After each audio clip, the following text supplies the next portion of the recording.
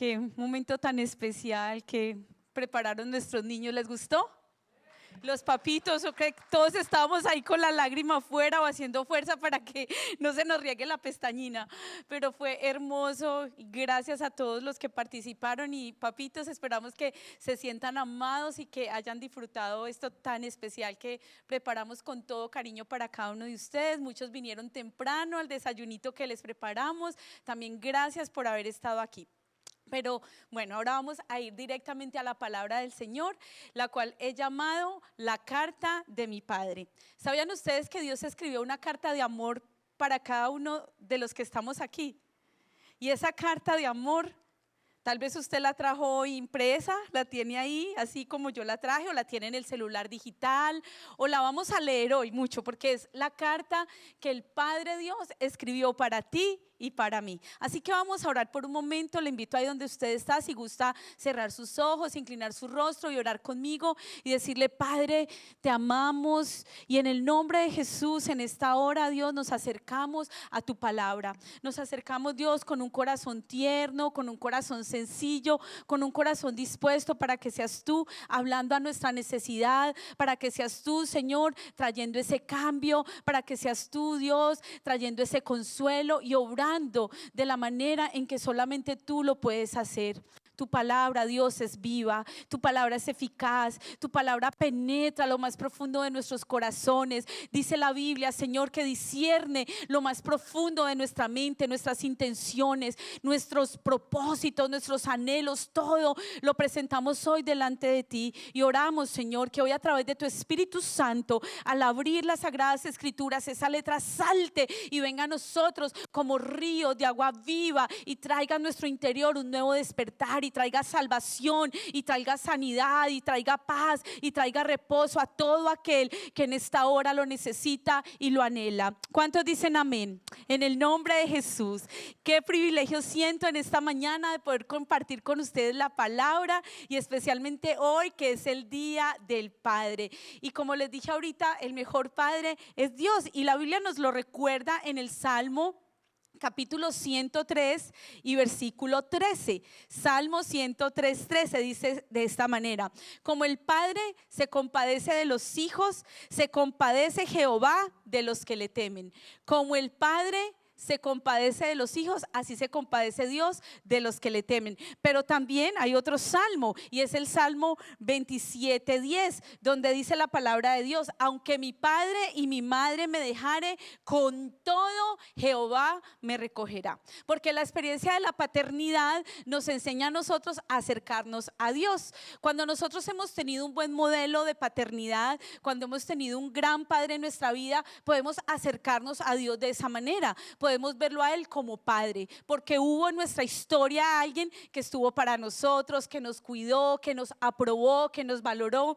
Está comprobado que el hombre es quien marca tanto en la niña como en el niño, ya sea la feminidad o la masculinidad. Está comprobadísimo que es el papá el que le enseña a esa niña a valorarse, que la trata tan especial, que ella no va a buscar a nadie que la trate de menos manera o de diferente manera a como la ha tratado ese papá. O ese niño crece viendo a un papá que fue caballero, que era cortés, que pensaba primero en mamá, primero en sus hermanos, antes que en sí mismo. Entonces está formando un hombre de bien, un caballero de bien. Entonces ese padre marca algo muy especial. Pero cuando en nuestra vida hemos tenido ese faltante, también a nosotros nos cuesta aún acercarnos a Dios como Padre. ¿Por qué? Porque hemos tenido ese faltante tal vez en nuestra vida. O quizás sí tuvimos un padre, pero ese padre fue un padre ausente, un padre que estaba ahí, pero que era como si no estuviera. Ese tipo de papás que dicen: yo les doy de todo, yo traigo comida, yo les doy de comer, ¿qué más quieren? Pero nunca hubo un abrazo, nunca hubo una mirada de amor, nunca hubo ese tú lo vas a lograr, ese tú lo puedes todo. Y cada uno de esos padres han marcado algo en nuestra vida. Pero en esta tarde Dios quiere reflejarse a tu vida y a mi vida como Padre. Quiere recordarnos, como nos acaba de decir en el Salmo capítulo 103 y versículo 13, que como el Padre se compadece de los hijos, así Jehová se compadece de ti y de mí. Dice la palabra también en Mateo que así como un padre en lo natural sabe dar buenas cosas a sus hijos, cuanto más nuestro Padre dará buenas cosas a los que se la piden. Que si un hijo hijo le dice, papi, me da un pan, el papá no le va a dar una piedra. O papi, me da un pescado, yo quiero pescadito hoy, así como al ajillo, con camarones, o como bueno, los niños casi no les gusta pescado, pero a los míos les gusta. Supongamos que, o atún, delicioso, o sardina. ¿No comieron ustedes sardinas con arroz? Una delicia. O arroz con atún, eso es un desvare. Yo cuando no alcance a hacer almuerzo, yo mantengo mis laticas de atún. Arroz con atún, eso es una delicia. Si no ha comido, píquele tomate, píquele apio, delicioso. O un poquito de mayonesa, bueno, síganme para más tips. Pero eso es una delicia. Y entonces, ¿qué papá que viene y le dice al hijo, o el hijo viene y le dice, papi, yo quiero arroz con atún, y le dice, no, cómase una culebra. O vaya que lo lama un sapo, en Colombia dicen así. No, ningún papá le dice eso a su hijo. Bueno, uno cuando está por ahí de mal genio a veces sí, pero finalmente uno sí le da la comidita al niño. Por muy bravo que uno esté, ay, no les voy a hacer nada, y botan la comida y los llamo y no vienen y no sé qué, pero finalmente uno jamás deja de alimentar a su hijo. Y la Biblia dice que así es nuestro Padre Dios. Pero por eso también les leí el Salmo 27:10, porque aunque ese amor de papá, ese amor de mamá no estuviere, dice la palabra de Dios, aunque ellos me dejaran, aunque el amor más sagrado que hay de esos padres, de ese papá no estuviere, con todo el Señor nos recogerá. Y en esta tarde Él quiere recordarte que Él es tu Padre, quiere recordarte que Él pelea por ti, que Él cuida de ti, que así como cuida de las aves del campo, dice su palabra, así cuida de ti, que así como cuida de las flores, de la hierba del campo que hoy es y mañana se seca, así cuida de ti. ¿Han ido ustedes ahorita en esta temporada que uno dice, uy, las flores tan lindas que habían de primavera y ya todas secas, marchitas, de una semana a otra? Y uno dice, pero qué belleza, y Dios les da color, las plantas son hermosas y brillan, y Dios tiene cuidado de ellas. ¿Cómo no va a cuidar de nosotros? Y ese es el amor del Padre. Y pensando en el mensaje de hoy, ustedes dirán, ¿por qué lo llamó la carta de mi padre? Pues resulta que yo me fui a buscar entre mis recuerdos y encontré esta carta. Esta carta tiene exactamente 20 años. No se las voy a leer, es privada, pero la carta fue escrita en Medellín en febrero 18 del año 2003, está intacta. Esa carta me la escribió mi papá y era un momento así trascendental en mi vida porque mi esposo y yo habíamos decidido irnos a servir al Señor y a preparar a Guatemala. Teníamos un año de casados y nos habíamos movido para allá, pero durante nuestro primer año de matrimonio yo no había cortado el cordón umbilical, entonces yo todos los días pasaba por donde mis papás, comía todo el tiempo, estaba con mis papás, bebíamos como a 5 minutos, yo me bajaba del bus, cruzaba la calle, iba a ver a mis papás y luego ya me iba a mi apartamento y así, pero se llegó el momento donde teníamos que irnos a preparar para servir al Señor y nos fuimos, pero era un dolor y toda mi vida yo soñé con ser misionera, sabía que esa era mi pasión, que yo quería irme, que Dios me había llamado a las naciones, pero era un dolor en mi alma y en el alma de mis papás. Y en esa carta él comienza a describirme cómo fue el desprendimiento y cómo ellos, aún siendo pastores, llamaron a otro pastor para que les ministrara. No se podían ni mirar, mi mamá y él todo el día estuvieron abrazados en la cama llorando porque su niña de 24 años ya vieja, casada, se había ido a otro país a servir a Dios. Pero luego en la carta él me dice que los 2 días más, son 2 días más felices en su vida, no les voy a decir del otro, pero que el segundo día más feliz de su vida fue cuando yo nací. Y él dice que él me cogió, mi papá es grandote y tiene unas manos, y que él me cogió, y es verdad porque mi mamá dice que ella pensó, ay, la va a partir. Mi papá me tomó en los brazos y me levantó así, como que ay, la va a tirar para arriba y se va a hacer el loco, ¿qué va a hacer? Si está feita, pero no, dejémosla. Y entonces que mi papá me cogió, me tomó en los brazos y mi papá en la carta me dice que él me levantó al cielo y dijo, Señor, yo te la entrego para que ella te sirva todos los días de su vida. Y que ese día era tan representativo para él porque yo me había ido a servir a Dios y él me decía, sé que es difícil, sé que no va a ser fácil otra cultura, otra comida, pero este es el día más feliz porque estás cumpliendo el propósito para el cual yo te dediqué a Dios. Me explicó por qué él me llamó Andrea, me contó cómo mi bisabuela se llamaba Andrea y lo amaba mucho a él y por eso él decidió llamarme hacia mí. Y mi bisabuela murió ya muy muy viejita y un año antes de morir se recibió a Jesucristo, hizo a Jesús el Señor y Salvador de su vida con mi papá. Mi papá le presentó el mensaje de salvación, entonces significaba mucho para él y por eso él me llamó de esa manera. Y todo eso y muchas otras cosas más, porque es una carta larguísima de 3 páginas, él me dice en esa carta Y me emocioné tanto, hasta de Fede me habla, me dice que sea buena esposa, que deje de ser cantaletosa, que lo cuide, en serio, así de todo, me dio recomendaciones. Y ayer la saqué y lloré, hasta él se quebrantó viendo esa carta. Pero yo luego dije, si eso es en lo natural, que un padre tiene ese amor para un hijo y puede decir todas esas cosas buenas, ¿cuánto más dirá mi Padre Dios de mí? Pero tal vez usted dice, ay, tan chicanera, pues tan creída, vino aquí a contar que el papá era muy buen papá y que tan querido y que la cargó y que no sé qué.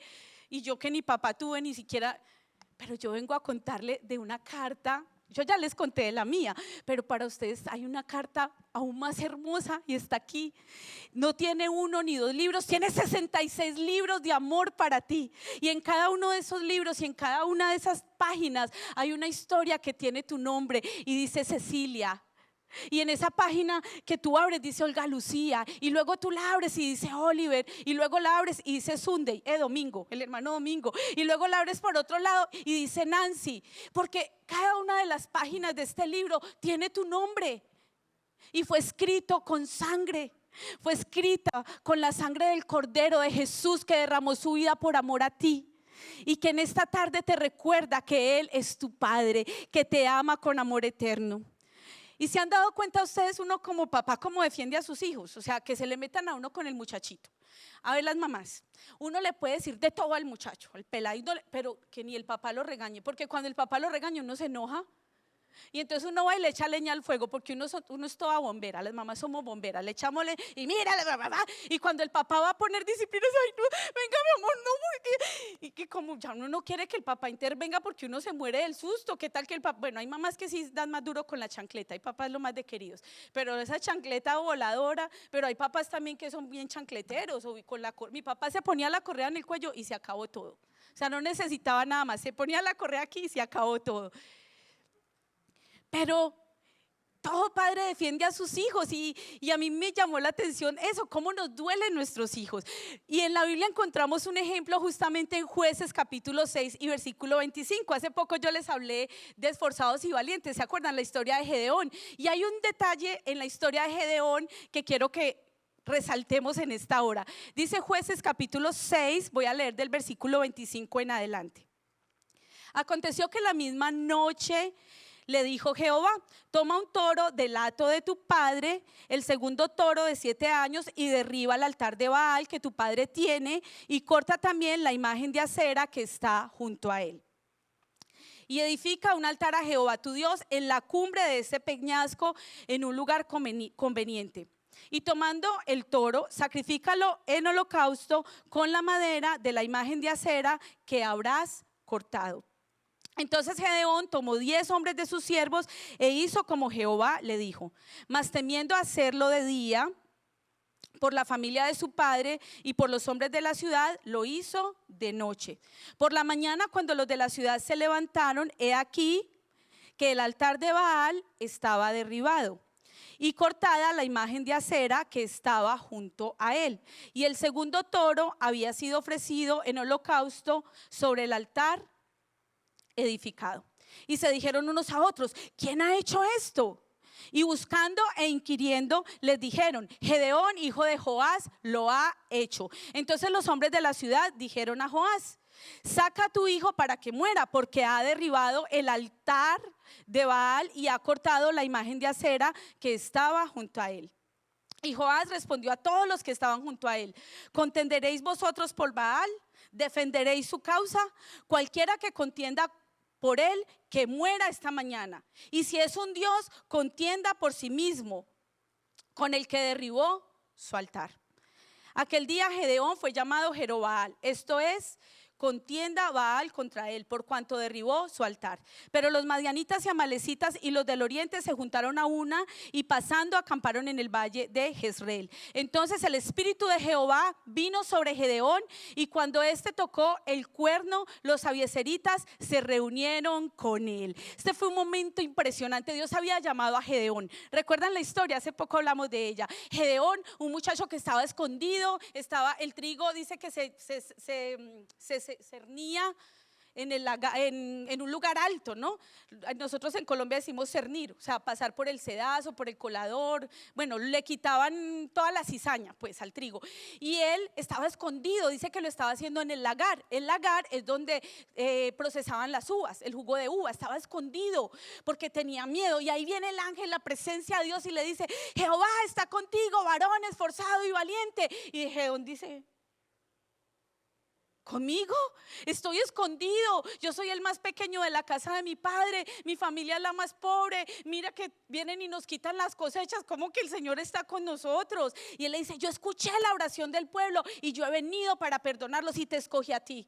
Y Gedeón dice: ay, Dios mío, ¿y cómo? Y entonces el Señor comienza a hablarle y le dice: lo primero que vas a hacer es corregir el error de la casa de Israel, pero no solo del pueblo. Tu papá está actuando mal, porque ¿cuántos saben que los papás nos equivocamos también?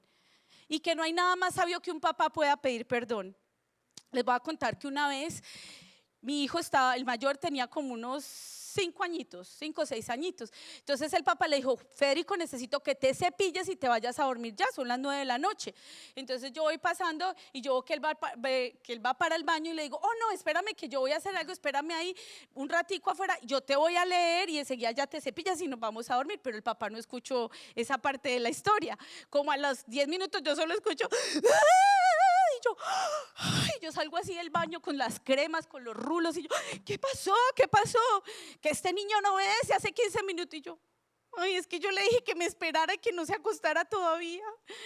Y nos toca a los dos ir y mirar al niño a los ojos y decirle: mi amor, perdón, papá se equivocó, mamá se equivocó. O sea, yo no debía haberle dicho: espéreme ahí. Si el papá le dijo: váyase a dormir, pues váyase a dormir. Pero yo cambié el plan por completo. ¿Saben una cosa? El papá de Gedeón había hecho algo completamente incorrecto. Este hombre llamado Joás había construido un altar a Baal. Imagínense, conocemos a Baal como el dios de los cananeos, el dios del sol, el dios de la tormenta, un dios que era completamente pagano, un dios que exigía sacrificios humanos, que pedía el hijo mayor que fuera pasado por el fuego. Y no solamente eso, Acera tenía una imagen, o sea, tenía el altar de Baal, y al lado dice que una imagen de Acera. Acera era supuestamente la mamá de Baal, y era el nombre principal de la deidad femenina adorada en el antiguo Canaán. Imagínense. Y cuando, no, recordemos, estamos en el libro de Jueces, pero venimos de Josué, ¿cierto? Estamos el Pentateuco, Génesis, Éxodo, Levítico, Números, Deuteronomio, 5 primeros libros de la Biblia.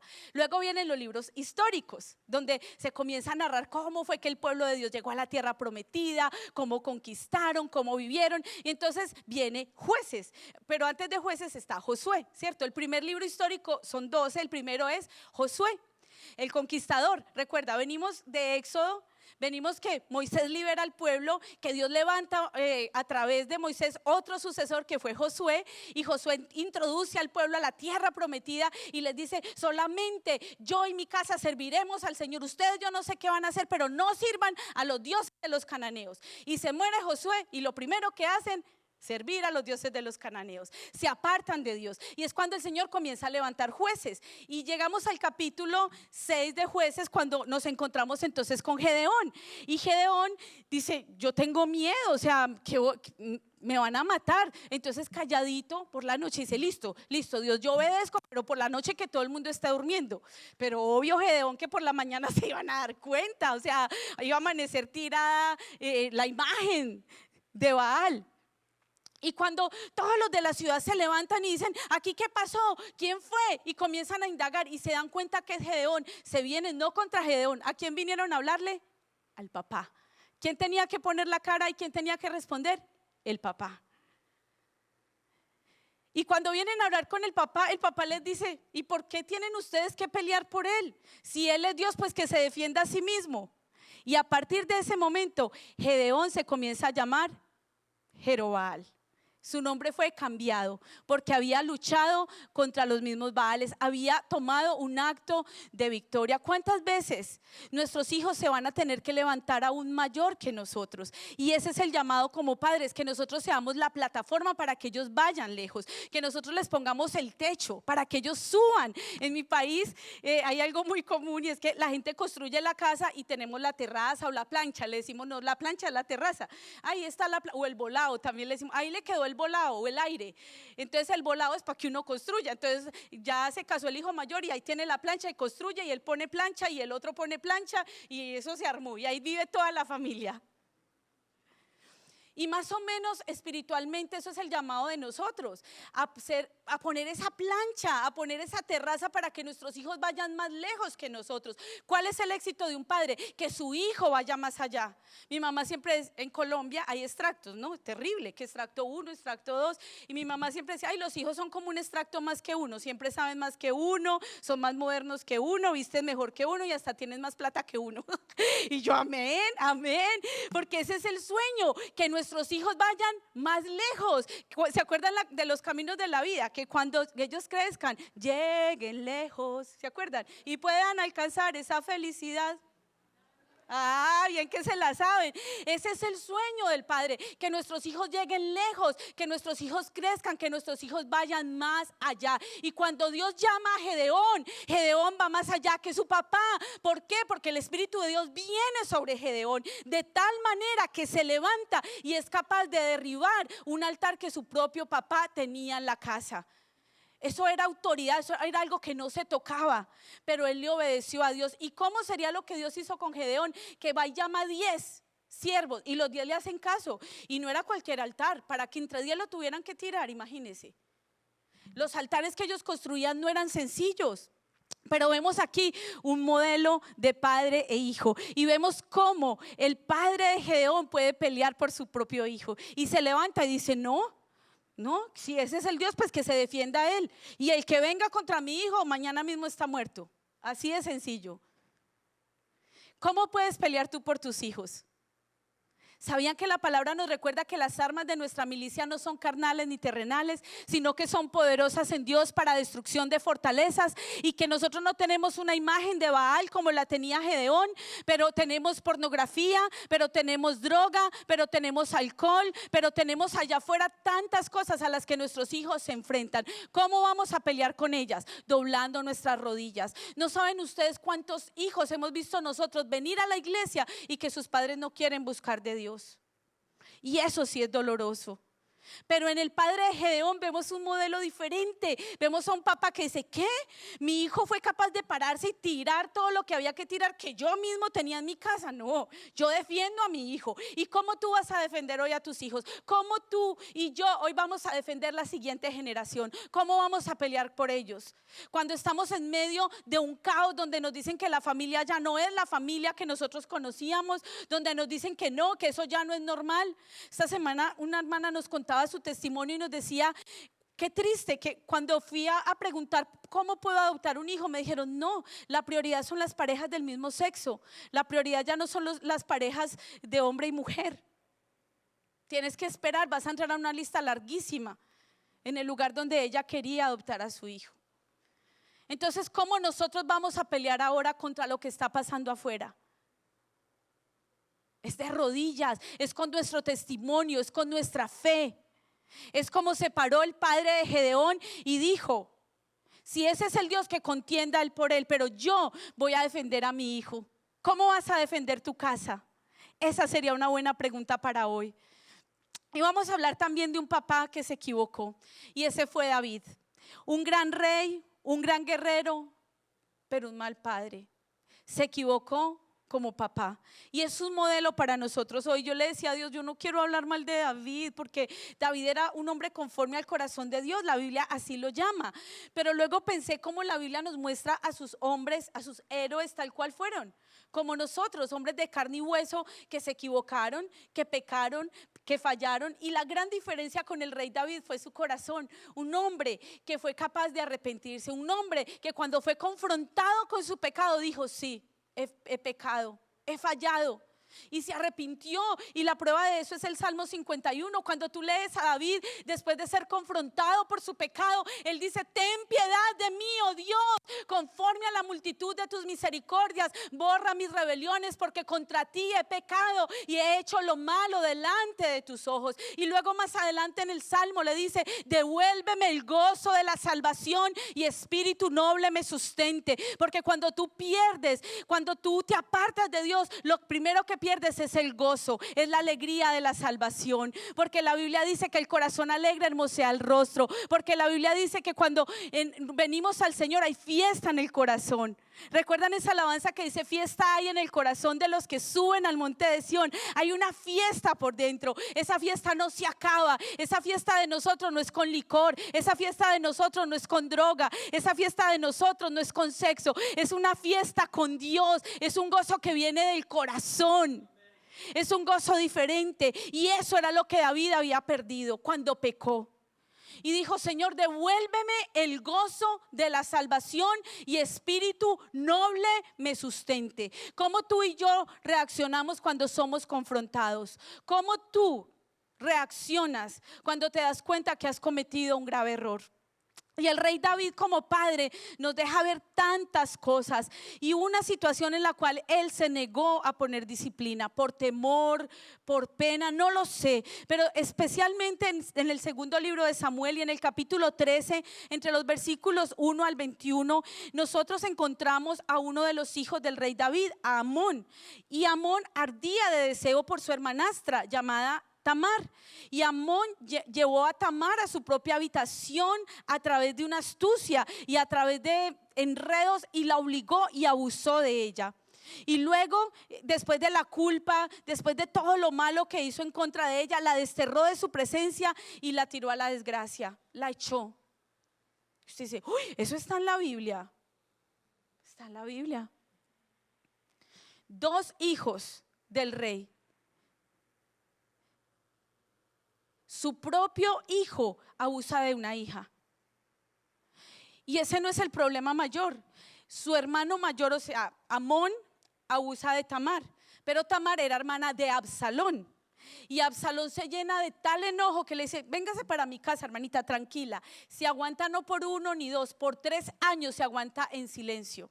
Pero después de 3 años planea todo y conspira de tal manera que logra vengarse de su hermano Amón. Planea una fiesta y va con el rey y le dice: rey, quiero que vengas a mi casa y que todos mis hermanos vengan a mi casa. Y es tan tremendo que le dice a sus siervos: esfuércense y sean valientes y mátenlo. Porque saben que uno también puede ser esforzado y valiente para lo malo. Esfuércense y sean valientes y mátenlo. Y aquí vemos algo tan importante, y es ver cómo David responde ante la violación de una de sus hijas. Como rey, su deber era administrar justicia para el pueblo. Su deber era administrar justicia para toda la nación de Israel. La palabra de Dios aún en Deuteronomio 22 nos dice cómo la violación era un delito grave, era un delito que necesitaba ser corregido. Esa fue la norma que David necesitaba defender, pero él no estaba por encima de la ley de Dios y actuó de esa manera. ¿Qué podría tener ahora David después de esa mala acción? El problema para todos aquellos que somos padres es que hagamos caso omiso de los pecados de nuestros hijos. El pecado para nosotros como padres es que miremos que nuestro hijo se está apartando del camino y lo dejemos ir. La Biblia dice: instruye al niño en su camino y aun cuando fuere grande no se apartará de él. ¿Y recuerdan ese dicho de árbol que crece torcido? Nunca endereza su rama. Es un camino que estamos forjando. Alguien decía que nuestros hijos son como cemento blandito, y que cada huellita que nosotros dejamos ahí va quedando en su alma y va quedando en su corazón. Y a veces hablan más fuerte nuestras acciones que nuestras palabras. Hablan mucho más fuerte, y no debemos sorprendernos del pecado de nuestros hijos, porque la Biblia dice que la naturaleza viene atada al corazón del muchacho. Ahí mismo en Proverbios dice: mas la vara de la corrección lo alejará de él, alejará la necedad del corazón. Y yo no estoy hablando de maltrato infantil, no estoy hablando que coja la berenjena es una rama o la pringamosa, eso daba duro. Pórtese mal y traigan la berenjena o el rejo era ese coso, ese como un cordón grueso con que arriaban las vacas, ese era el rejo. Y a muchos hermanos allá en Colombia que están aquí hoy, pobrecitos, ya oramos por ellos, les dieron rejo. ¿Cuántos dicen amén?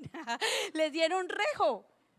Y esa es una expresión en Colombia, le voy a dar rejo. En Guatemala le dice el cincho. Se quitó el cincho a la mamá. El cincho es la correa para nosotros. Bueno, en Guatemala a los niños les dan paleta, pero no paleta de chupar. Les dan paleta porque a las cucharonas de madera o a las reglitas de madera le dicen la paleta. Entonces uno le da 2 paletaditas pasitos, o sea, no es que uno le va a acabar la nalguita con eso. Y mi hijo veía la paleta y eso, entonces claro, yo tenía el montón y llegó un día que voy a abrir el cajón de las paletas, de las cucharonas de madera, y ni una, y se me desaparecían y yo traía otra y eran el pavor de la casa las paletas. Cuando resulta que un día voy yo a lavar el baño y me da por mirar, yo, ¿qué es eso? Y hago así, y miro bien, yo, ¡oh! Y muevo el cajón y cayeron como 20 cucharonas de madera, me las escondía. Todas las cucharonas, yo ni le daba duro, pero él solo escuchaba que yo abría el cajón y salía. Solo escuchaba el cajón de las cucharonas de madera, ni le daba. Pero que la palabra de Dios nos habla de la instrucción, de la corrección. Hay tantas formas de corregir a nosotros, cuál chancleta ni cuál nada, eso no, sino que uno le diga, le voy a quitar el celular, y eso es peor que la chancleta, que la correa, eso les da una taja que se tiran al piso, les da de todo. Hay otras formas de corregir a nuestros hijos, pero el punto al que quiero llegar es, ¿por qué David? O sea, David no había celular, él le hubiera quitado el celular, pero no, nada. Por su parte, David no cumplió el papel ni como padre ni como rey. ¿Por qué? Porque él debía haber reprendido a Amón por su maldad. Prácticamente era como si él fuera la rama ejecutiva de un gobierno, como si fuera el que la dirigiera, y no hizo nada. Su deber era administrar justicia. Pero ¿qué pasó? Se quedó en silencio. Los padres también necesitamos perdonar y buscar una restauración de los hijos, porque después de que pasó el tiempo, Absalón, el hijo de David, que odiaba tanto a su hermano, aún antes de hacer esa fiesta quiso ver al papá, pero el papá dijo, no estoy listo todavía. ¿Se imaginan qué duro eso? No estaba todavía listo para dar el primer paso, era un dolor en su corazón, era un dolor muy profundo, pero Absalón cada día ardía más en amargura contra su padre, cada día era peor su dolor y no quería soltar la ofensa que había en su corazón. Y nosotros podemos aprender hoy del ejemplo de David, que cuando nuestros hijos cometen un mal y cuando nuestros hijos actúan mal, debemos estar listos para tratar con ellos y su pecado y luego perdonarlos, resarcir también lo que ha ocurrido. Nuestros hijos nos ven a veces a nosotros como así, como los más rígidos, o nos ven como los más flexibles. ¿Saben qué es lo más difícil de ser papás? Para mí es encontrar ese balance de no ser esa mamá permisiva, pero tampoco ser esa mamá que voy a acabarle, pues por eso el niño escondía las paletas, de no ser esa mamá que se va al otro extremo. Porque la provisión Dios la trae, comida Dios la da, ropa llega, pero esa sabiduría para saberlos guiar, esa sabiduría para corregirlos, no para nosotros, sino para la vida, esa sabiduría de saber que la calle no perdona. Afuera no les perdonan. Si él no respeta hoy en la casa, en la calle no perdona. El policía no le va a perdonar. ¿Han escuchado la historia ustedes de esa mamá que fue a ver a su hijo a la cárcel? Y ese hijo le dice, mamá, si tú me hubieras corregido cuando yo empecé a robarme un lápiz, si me hubieras corregido cuando yo me traje la mochila de un compañerito, si me hubieras corregido cuando yo te hice la pataleta, hoy yo no estaría aquí en la cárcel. A veces pensamos cuando ya es demasiado tarde, pero nuestro trabajo es ser ese representante de Dios en esta tierra para que nuestros hijos tomen esa forma de Dios y para que ellos puedan entender que hay un llamado para ellos. Y saben otra cosa, mi tercer y último punto es que nosotros como padres, nosotros como familia maduramos a través del sufrimiento. Y hay un relato más adelante ahí en el segundo libro de Samuel, entre el capítulo 18 y el capítulo 19, y es con Absalón. Absalón se levanta de una manera terrible, se rebela contra el papá, se para en la entrada del pueblo y comienza a decirles a todos: no, o sea, si ustedes necesitan un consejo, vengan conmigo. Mi papá no tiene tiempo para ustedes.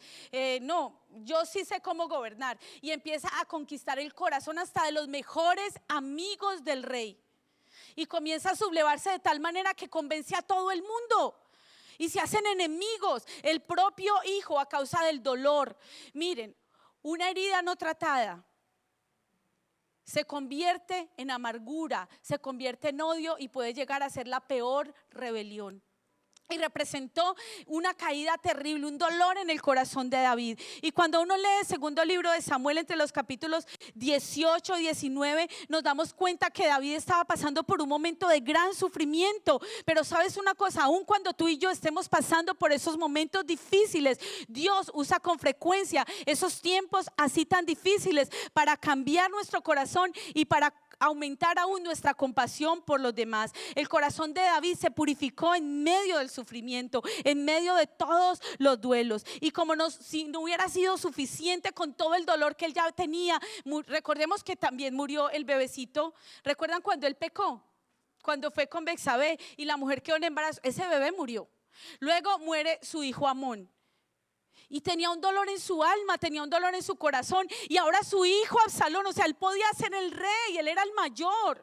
Imagínense que era tan vanidoso que mandó a construir una imagen en su honor. O sea, él creó su propia página de Facebook, creó su Instagram, él mismo se daba like, él mismo se comentaba, good job, él mismo se comentaba, pues trasladándolo a nuestro tiempo.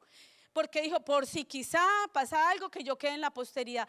O sea, después se casó y tuvo hijos, era un jovencito, pero su corazón estaba lleno de orgullo. Dice que tenía una cabellera súper abundante, el tipo era muy guapo, pero el papá pudo haberle, o sea, para ir a la guerra, ¿cómo se va a ir a la guerra? Lo primero que hacen con un soldado, ¿qué es? Lo motilan, como dicen, bueno, en Colombia decimos motilar, no mutilar, motilar, a cortar el cabello. O sea, lo primero que hace el soldado cuando llegan al ejército, ¿qué es? Les rapan, les cortan el cabello.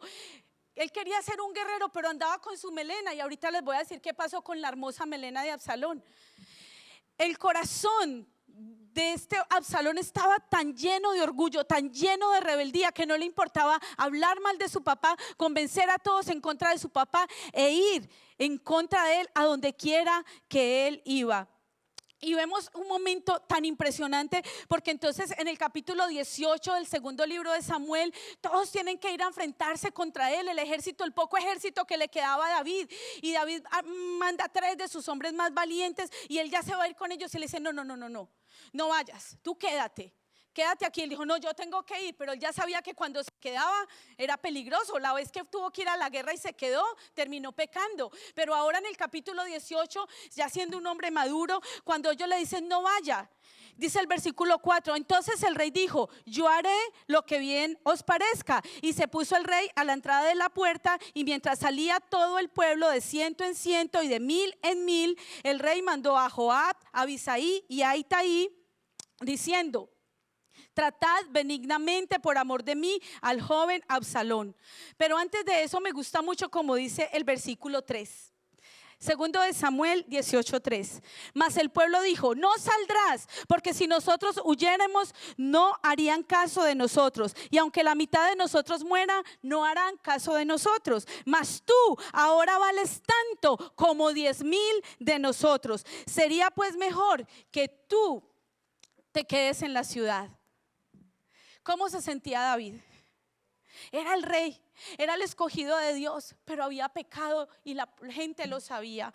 Sus hijos, o sea, él era el rey y sus hijos en pecado van y el uno viola a la hermana y luego lo mata a su otro hermano. Imagínense la vergüenza que él sentía, había pecado. Y su gente le dice: tú vales más que 10,000 hombres de nosotros. Cuando él se sentía una basura, él sentía que no valía nada. Porque cuando tú y yo pecamos, cuando tú y yo estamos mal, sentimos que no valemos nada, nos sentimos indignos. ¿Y acaso la palabra de Dios no dice que tú vales más que las aves del campo? Él no nos recuerda que somos aún más valiosos que la hierba que hoy es y mañana se seca, y que tiene cuidado de nosotros, que sabe aún cuántos cabellos hay en nuestra cabeza, porque tú eres más valioso, tú eres más valiosa. Y David necesitaba esas palabras y las obedece, aunque estaba mal, aunque tenía vergüenza. Como padres somos probados. Y sé que hay momentos en los que tú tienes pena de lo que han hecho tus hijos. Todos lo hemos vivido. Nosotros como pastores tenemos un llamado a que nuestros hijos amen y sirvan a Dios. Mi sueño es que ellos también se paren en un altar, como era el sueño de mi papá para mí, que no era el sueño de él, sino el sueño de Dios. Esa carta tuvo un propósito. Él me dedicó para que yo le sirviera a Dios, y hoy yo le sirvo a Dios, y ese es mi anhelo con mis hijos. Pero esa no es una garantía de que así va a ser. Ellos un día tienen que tener un encuentro cara a cara con Jesucristo, como yo lo tuve. Y como padres vivimos momentos difíciles. A los hijos de los pastores los juzgan como pastores, y los que decidimos ser pastores fuimos nosotros. Ellos todavía no. Yo espero que un día lo decidan, pero tienen su libertad de hacerlo. Yo puedo entender a David, porque fui hija de pastores y muchas veces hice cosas que quizás avergonzaron a mi papá. Pero el Señor le dice a David a través de su propio ejército: tú vales más que 10,000 de nosotros, quédate. Y él entonces ya en su edad adulta obedece. Pero más adelante, entonces, cuando todos van saliendo, van sus 3 más valiosos guerreros, va Joab y va y les dice a cada uno de ellos: por favor, Itaí, por favor, Abisai, cuiden del joven Absalón. Ya era un viejo, le estaba haciendo la guerra, estaba en rebeldía, pero ese es el corazón del papá. Tú estás pecando, tú te apartas de Dios, tú sigues en el mismo vicio, en el mismo trago, en el mismo cigarrillo. Pero él dice: mi hijo, yo cuido de mi hijo. Ese es un hijo que un día va a volver a casa. Ese es mi hijo pródigo, que lo quiero para mí, para que me sirva, para que sea feliz. Y entonces él les dice: cuiden del joven, no le hagan daño. Pero cuando arrecia la batalla, su gran y hermosa cabellera hizo que quedara enredado. ¿Y sabes en qué iba montado el rey Absalón? En una mula. No sabía ni montar caballo. ¿En qué iban los guerreros? Ellos no podían ir en una mula. Una mula, y el hombre era más terco que una mula. Entonces era como una mula en una mula, más o menos. Sí. Y dice que había un árbol de encina y quedó ¡pum!, así, colgado entre el cielo y la tierra. Y un comentarista bíblico decía que era como una imagen, como si ni el cielo lo quería recibir ni la tierra lo quería recibir. Ahí quedó en la mitad. Y vino Joás, uno de los siervos de Joás, y le dice: ahí está Absalón. Y dice: mátalo, matémoslo. Y le dice: no, el rey dijo que no lo tocaran. Yo escuché cuando te dijo a ti, cuando le dijo a Abisai y a Itaí que no lo tocaran. Y él dijo: ¿sabes qué? No voy a gastar mis palabras contigo. Está ahí, léalo. Cogió la espada y lo mató. Cuando se termina todo y vienen vencedores y vienen felices, y dice que viene un etíope a darle la noticia, y viene corriendo, y viene otro que también quiere dar la noticia, y el rey está en el palacio, y cuando vio que uno solo corría, dijo: son buenas noticias. Pero luego vio que viene otro y dice: Dios mío. Y le pregunta al primero y le dice: bueno, había un alboroto, pero no sé qué pasó. No le quiso decir, porque dijo: cuando murió Saúl, recordemos, cuando murió el rey Saúl y le dieron la noticia a David, ¿saben qué hizo David con el hombre que le dio la noticia? Y le dijo: ¿y tú por qué lo terminaste de matar? Ahora tú vas a morir. Y mató al que le dio la noticia. Entonces ahora cuando este hombre viene a decirle: tu hijo ha muerto, él dice: no, yo no sé nada. Pues lo iban a matar. Pero cuando viene el segundo, le dice: que el Señor haga hoy la victoria, porque hoy le dio la victoria a mi señor el rey. ¿Y saben qué hace el rey? Comienza a llorar y dice: Absalón, Absalón, hijo mío. Y llora. Lo estaba traicionando, le había robado todo, pero era su hijo de su corazón. Y llora y dice: Absalón, Absalón, ojalá hubiera muerto yo y no tú, hijo mío. Ese es el clamor de un padre por sus hijos. Parecía tarde y tal vez lo fue, pero hoy Dios te recuerda su amor por ti. Y dice tu nombre, piensa tu nombre y piensa cómo Él te llama y te da vida. Cada batalla que tú tienes que enfrentar no la vas a enfrentar solo, porque Dios está contigo. pero hoy necesitas tu corazón limpio. Y quiero invitarte a que ahí donde estás cierres tus ojos por un momento y escuches esta historia. Mientras suena ahí suavemente esa música, solo escucha. En el taller más extraño y sublime conocido, se reunieron los grandes arquitectos, los afamados carpinteros y los mejores obreros celestiales que existían para fabricar al Padre perfecto. Debe ser fuerte, comentó uno. También debe ser dulce, comentó el otro. Debe tener firmeza y mansedumbre. Tiene que saber dar buenos consejos. Debe ser justo en los momentos decisivos, alegre y compasivo en los momentos tiernos. ¿Cómo es posible?, interrogó un obrero, poner tal cantidad de cosas en un solo cuerpo. Es fácil, contestó el ingeniero. Solo tenemos que crear un hombre con la fuerza de hierro que tenga el corazón de caramelo. Y todos se rieron ante la ocurrencia y se escuchó una voz fuerte. Era la voz del maestro, del dueño del taller del cielo. Y dijo: veo que al fin comienzan a entenderse, comentó sonriendo. No es fácil la tarea, es cierto, pero no es imposible si ponen interés y amor en ello. Y tomando en sus manos un puñado de tierra, comenzó a darle forma. ¿Tierra?, preguntó sorprendido uno de los arquitectos. Pensé que lo fabricaríamos de mármol o marfil o de piedras preciosas.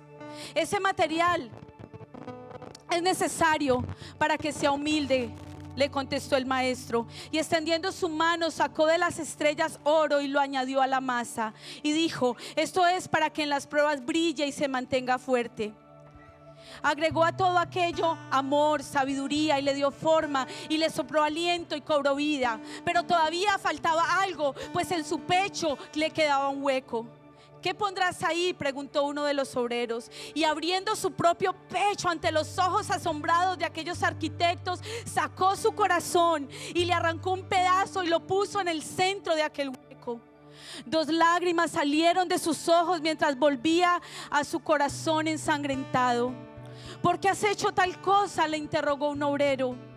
Y aún sangrando le contestó el maestro: esto hará que me busque en los momentos de angustia, y que sea justo y recto, que perdone y corrija con paciencia, y sobre todo que esté dispuesto aún al sacrificio por los suyos, y que dirija a sus hijos con su ejemplo, y que al final de su largo trabajo, cuando haya terminado su tarea de padre allá en la tierra, regrese hasta mí, y satisfecho por su buena labor, yo le daré un lugar aquí en mi reino, y le extenderé mi mano y descansará en mi pecho y tendrá vida eterna. Pues yo también soy padre, y por él, por su bien, para otorgarle vida, me arranqué del corazón un pedazo de amor y lo puse en su pecho para que regrese a mí, guiado por la sangre que derramé por él en una cruz, para darle perdón, para mostrarle que aunque es duro esto de ser padre, cuando extienden tus brazos y perdonas, la recompensa es vida, gozo y amor eterno. Gracias, Señor.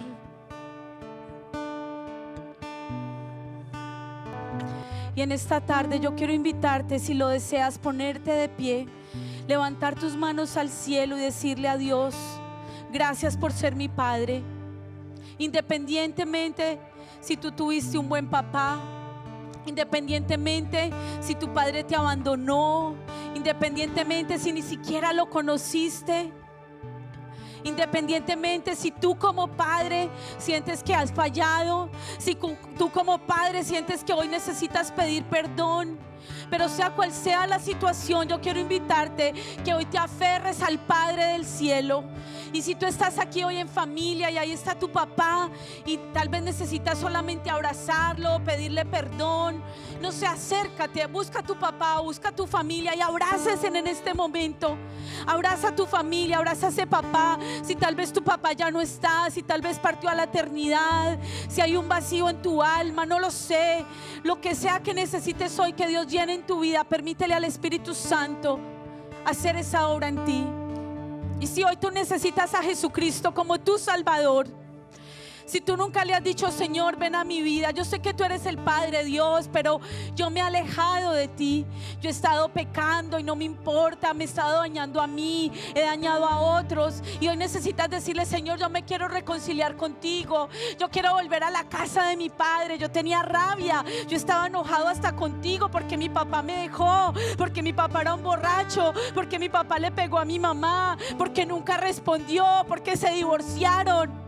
Si tú hoy necesitas perdonar y pedir perdón, aprovecha y dile, Señor, tú eres el Padre que yo siempre soñé.